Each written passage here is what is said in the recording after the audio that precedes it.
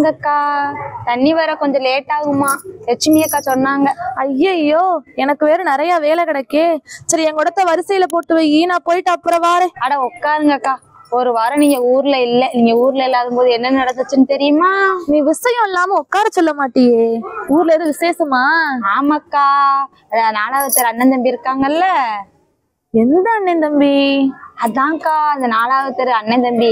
அண்ணன் நல்லா வசதி, தம்பி கொஞ்சம் கஷ்டப்படுறாரு. ஏன், ஒரு வருஷம் முன்ன அண்ணன் கிட்ட போய் தம்பி மாடு வாங்கி இப்ப நல்லா தானே இருக்காரு.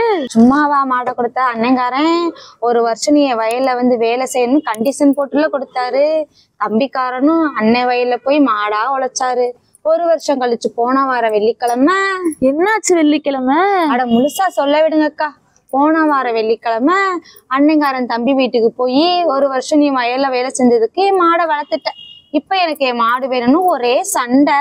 அடப்பாவமே, அப்ப தம்பி ஏமாந்துட்டாரா?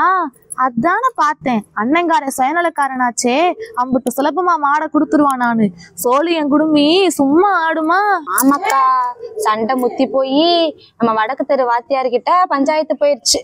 அவர் அறிவுள்ள வந்த அதிர்ஷ்டசாலி. நான் 3 கேள்வி கேட்பேன், அந்த 3 கேள்விக்கு யாரு பதில் சொல்றாங்களோ அவங்களுக்கு தான் மாடுன்னு, இதுக்கு 2 பேரும் கட்டுப்படணும் ஒரே போடா போட்டாரு. அது சரி, அவர் வார்த்தையை மீற முடியுமா? ஆமா, என்ன 3 கேள்வி?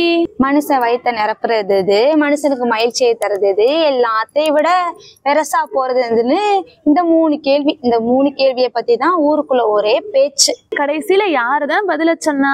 யாருக்குத்தான் மாடு போச்சு? அண்ணங்காரனுக்கு பதில் தெரியல. தம்பி அந்த பதில சொல்லி மாடை வாங்கிட்டான். என்ன பதிலு? மனுஷ வயிற்ற நிரப்புறது நிலத்துல விளையிற பயிர் தானே மனுஷ வயிற்ற நிரப்புது, மகிழ்ச்சி கொடுக்கறது. என்ன பணமா? பணம் என்னக்கா பணம்? நிம்மதியான தூக்கத்தை விடவா பணம் வேணும்? எல்லாத்தையும் விட பெருசா போறது நம்ம எண்ணம்.